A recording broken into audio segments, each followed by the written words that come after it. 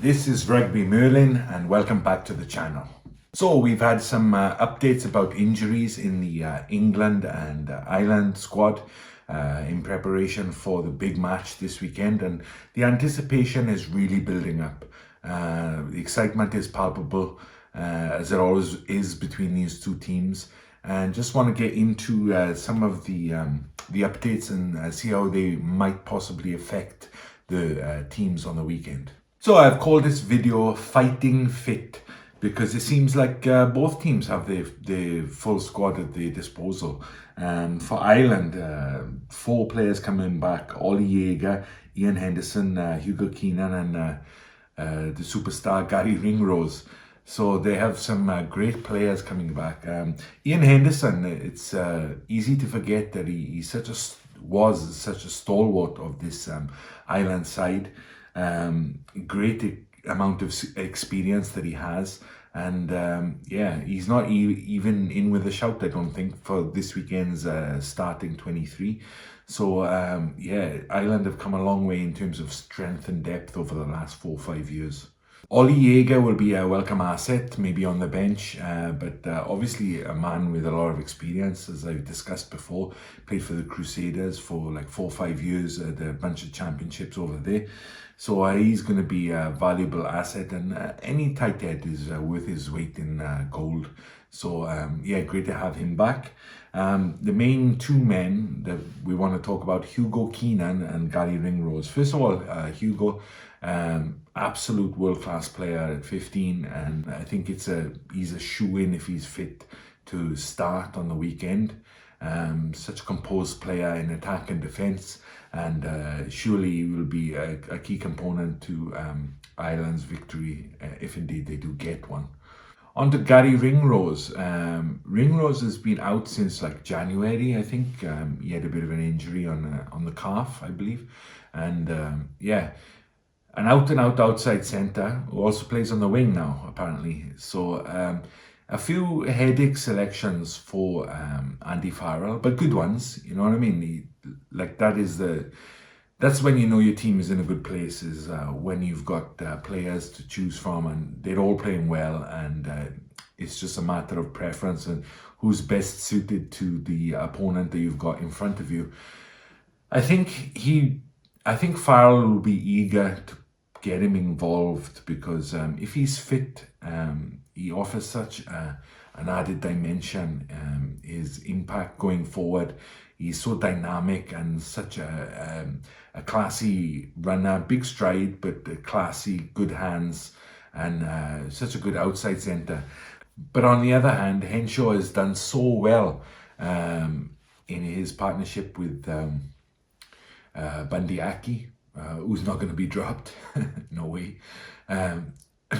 They've done really well together. So it's a tough call breaking that partnership up and bringing him in. And I doubt that he's going to do it, but he might consider him for the bench, which would be really harsh on Farrell, who hasn't put a foot wrong really and has done everything that has been asked of him. But as has been discussed on this channel and others and in the comments, maybe not cementing his position. He secured his place on the bench, but when the main boys come back, you know, maybe he's going to lose out again. I believe he was dropped from the 23 for the Italy match as well. So it'd be sad to see, and I don't think Farrell will do it, but Ringrose coming back from injury definitely adds another dimension to the selection, the squad and the team that's going to play against England. As for England, they've got 2 key players coming back. Alex Mitchell at 9 and Marcus Smith at 10. Now Marcus Smith, we'll just get straight to it. I think he's an amazing player since he burst on the scene and he was called out to the Lions there in South Africa. I think he is a fantastic player, and I think he's grown a lot as well in the last couple of years. I was very disappointed for him. I thought finally we get to see him starting matches now that Owen Farrell has walked away. But as is always the way sometimes with with professional sports. Luck wasn't with him, and he got picked up an injury before the start of the Six Nations, and he's been out, but he's back available. So it's going to be interesting to see whether Borthwick pulls the trigger and picks him as a starter. I don't think he will, because it's not in Borthwick's nature. He's not going to throw caution to the wind. He's more of a slow and steady type. So I think Ford will start, but I do think Smith will be on the bench, and he might offer an attacking impetus that England have definitely been lacking. Related to that, Danny Kaye gave an interview on a podcast that discussed England's training. Apparently, they only do like defensive drills to try and bed in this new kind of rush defense that has been brought over, and the outside backs don't even get a touch of the ball, or hardly get a touch of the ball the entire session. So they're entirely focusing on the defensive structure, which of course is the foundation of any successful team.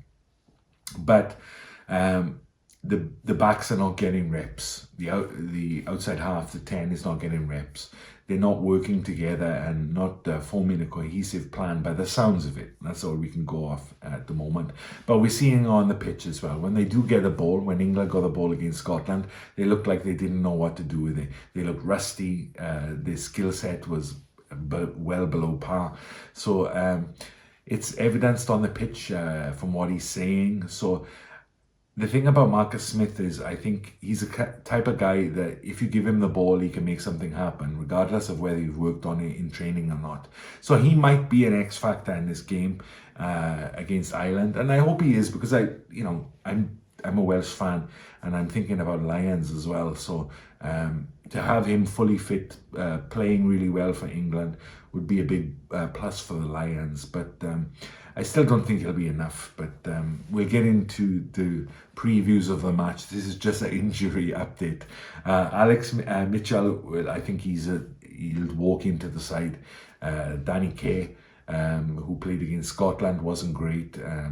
He tried to do the basics well and couldn't quite manage it, but not a bad player, you know what I mean? He's been around for a long time and plays well for his club side, Quins, but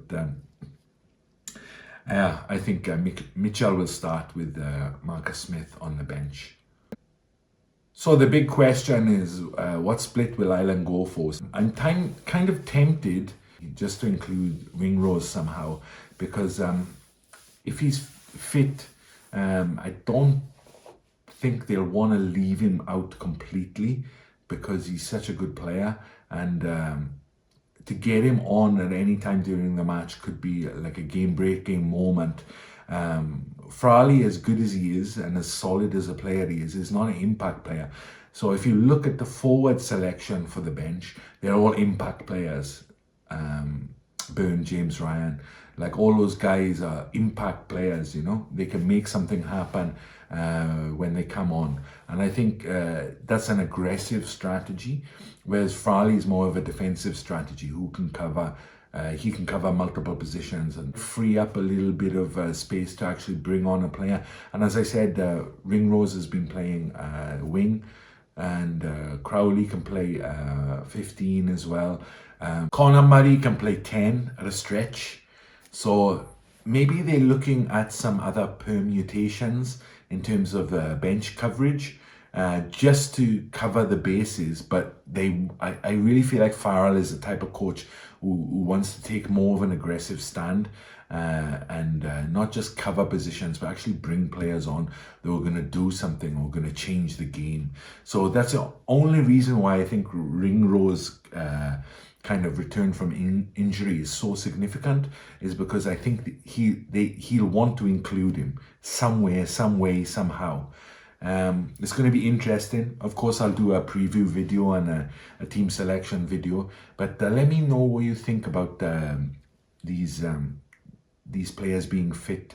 Of course, Keenan is like a no-brainer, you know, but how about like Ringrose? How about Henderson? Where does he fit into the squad now, you know? He's such an experienced player, but there's so many good second rows now in the Irish team. And Marcus Smith, do you think he'll get a shot from the England coach, from Borthwick, or not? Anyway, thank you very much for listening. Like, subscribe, all that jazz, and I will see you next time for the next video. Bye bye.